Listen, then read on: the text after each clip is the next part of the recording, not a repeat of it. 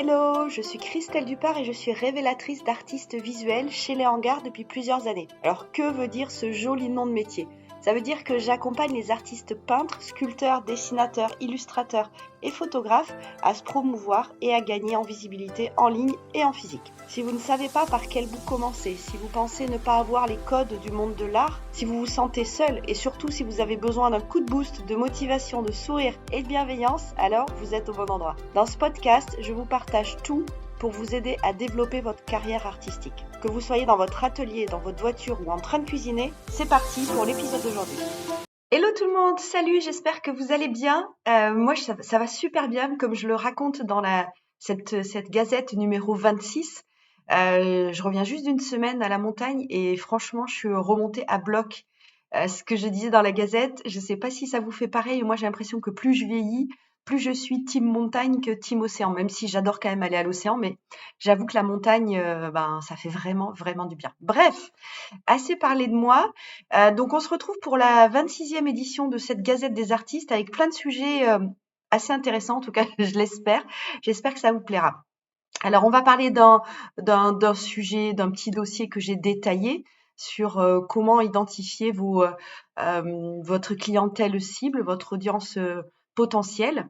Ensuite, je vais vous partager quelques ressources, quelques ateliers. Et puis enfin, on va parler d'autres ressources à découvrir qui sont pas mal liées à l'écologie, à la protection de la planète, mais en lien avec votre art. Vous allez voir, restez jusqu'au bout et vous allez comprendre de quoi je parle. Alors c'est parti. Le premier sujet, c'est donc où se cachent vos acheteurs potentiels. Ça, c'est vraiment un sujet super important sur lequel vous devez travailler. Moi, je vous propose dans ce petit article de faire la carte empathique de vos clients potentiels. Ça veut dire quoi? Qu'est-ce que c'est la carte empathique? Alors si vous allez sur Google, vous tapez ça, vous allez retrouver ces informations-là. Dans la version email de cette gazette, j'y ai mis l'image, mais vous pouvez la retrouver sur Google. L'idée, c'est de savoir vraiment qui ils sont, qu'est-ce qu'ils pensent, qu'est-ce qu'ils ressentent, qu'est-ce qu'ils disent, qu'est-ce qu'ils entendent, qu'est-ce qu'ils voient, ce qu'ils aiment pas, où ils sont, comment ils parlent. Bref, toutes ces questions, il faut absolument que vous sachiez répondre. Alors, c'est pas forcément évident dès le départ. En plus, ce sont des choses qui peuvent évoluer évidemment dans le temps, puisque votre art évolue, votre euh, votre message, votre façon de créer, votre façon d'en parler va aussi évoluer, donc vos acheteurs également. Mais en tout cas, il faut déjà le faire au moins une première fois, quitte à le refaire de temps en temps, pour l'affiner, parce que vous allez voir, c'est quelque chose d'assez... C'est pas évident à faire, pour être complètement honnête. C'est indispensable, ou même limite obligatoire, mais pas évident. Donc vous pouvez faire un premier jet, puis vous y reviendrez dans 1, 2, 3 semaines, 1, 2, 3 mois, et vous aurez des informations supplémentaires. Quand je parle de vos potentiels acheteurs, je parle évidemment des acheteurs qui ne sont pas votre frère, votre mère et votre cousin, ok? Parce que cela, c'est un peu biaisé, même si, voilà, ils ont acheté quand même quelque chose qui leur plaît certainement, mais c'est forcément un peu biaisé. Donc l'idée, c'est de comprendre un peu qui sont vos acheteurs, mais pas vos acheteurs, pas vos proches, quoi. Pour cela, il y a tout un tas de techniques. On a la chance, alors je sais que c'est parfois agaçant, mais pour autant, avec les réseaux sociaux, on peut savoir beaucoup de choses sur les gens. Il y a plein d'endroits où on peut avoir des informations sur les clients les personnes qui vous suivent, les personnes qui ont acheté, ceux qui ont acheté, les personnes qui vous ont déjà acheté quelque chose. Vous pouvez les retrouver sur les réseaux sociaux et voir qui ils sont justement pour commencer à tirer un portrait robot de ces acheteurs. Vous allez vite vous rendre compte que ils ont quand même des gros points communs entre eux et puis souvent des gros points communs avec vous aussi. C'est assez surprenant comme exercice à faire parce que vous allez retrouver des traits de caractère ou des passions fortes ou des messages forts ou voilà, des choses comme ça qui sont proches de ce que vous êtes vous en tant que personne et en tant qu'artiste aussi. Donc je vous propose de faire cet exercice et après ça va vous aider à plein de choses parce que une fois que vous aurez identifié le portrait robot, déjà je vous conseille de lui donner un petit prénom, c'est plus simple. Et ensuite quand vous allez faire vos posts, quand vous allez faire vos newsletters, quand vous allez communiquer, même par exemple pour un discours, lors d'un vernissage, des choses comme ça, eh ben n'oubliez pas cette personne-là avec ce prénom-là et faites comme si vous lui parlez à lui, identifiez voilà un client que vous connaissez assez bien et faites comme si vous lui parlez à lui, il y a de grandes chances pour que ça corresponde aux autres également. D'accord? Alors, on n'est pas des moutons non plus et on se ressemble pas tous, mais vous allez voir qu'il y a des gros traits quand même qui vont ressortir. Voilà pour le sujet du jour, c'est un sujet un peu compliqué. Pour un dimanche soir, ça va vous faire secouer les neurones, mais plus qu'indispensable parce que voilà, pour parler, ça va vous aider, mais aussi pour trouver les partenariats que vous pouvez mettre en place, où est-ce que vous allez exposer, où est-ce que vous pouvez montrer ce que vous faites, ça va vous aiguiller, hein, parce qu'il y a des endroits où ça n'a aucun sens que vous y alliez.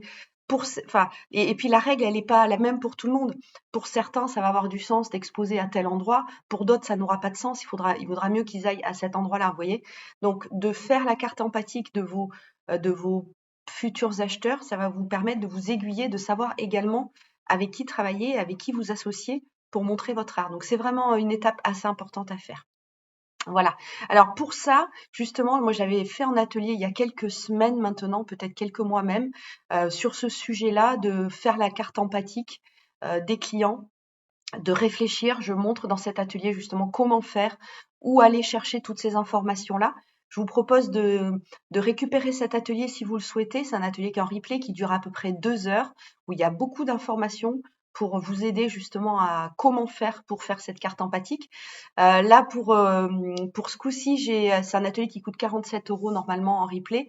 Là, je vous l'ai mis à 27 € pour les 10 premiers. Donc, ne traînez pas si vous voulez accéder à cet atelier. Après, il y est toujours à 47 €, hein, pas de souci. Mais en tout cas, si vous voulez l'avoir à ce prix-là, je vous mettrai le lien en dessous de l'épisode. Comme ça, vous pourrez le télécharger et le garder à vie. Parce que comme je vous dis, cet exercice, c'est quelque chose qu'il faut refaire et réactualiser régulièrement. Voilà. Alors, deuxième petit point, je vous rappelle que je suis à Paris la semaine prochaine. Ça s'approche à force d'en parler.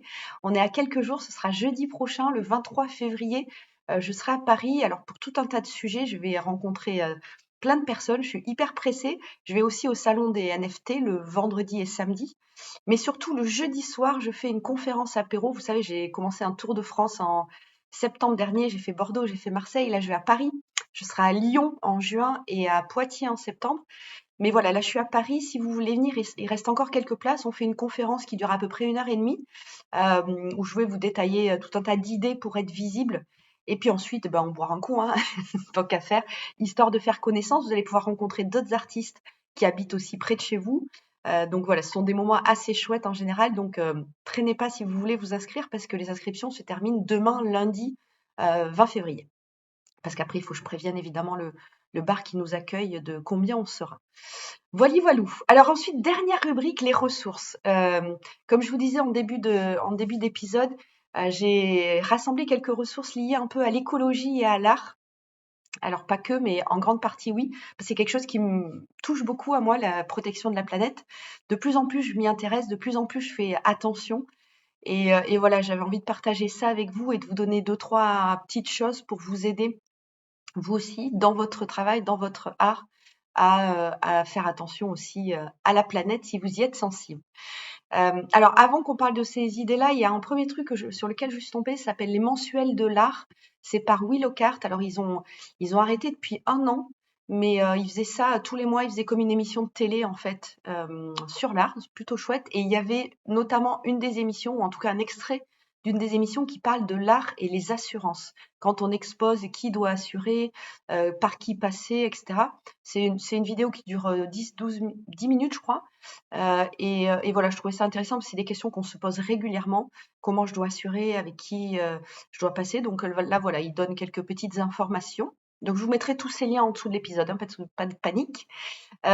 Ensuite, il y a quelque chose que j'adore et que je connais depuis super longtemps. Ça s'appelle Cocoli. C'est comme du Blablacar, mais c'est pour du transport de colis. Donc il y a des assurances, vous inquiétez pas, ils sont capable d'assurer le transport d'œuvres d'art.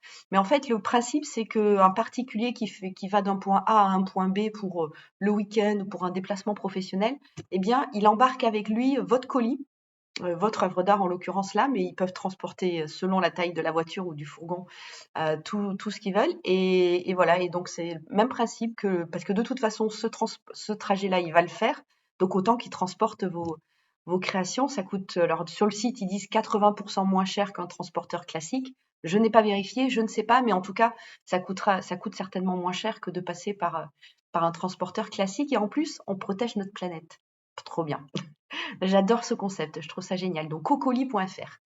Ensuite, il y a un upela.com, c'est un site qui vous permet de comparer les prix des transporteurs entre eux. Alors là, on parle plus des transporteurs classiques, mais ça va vous permettre pour un trajet en particulier, d'avoir le transporteur qui coûtera le moins cher par rapport au poids, à la taille de votre colis. Mais c'est pas mal d'avoir tout au même endroit et de pouvoir comparer les différents transporteurs.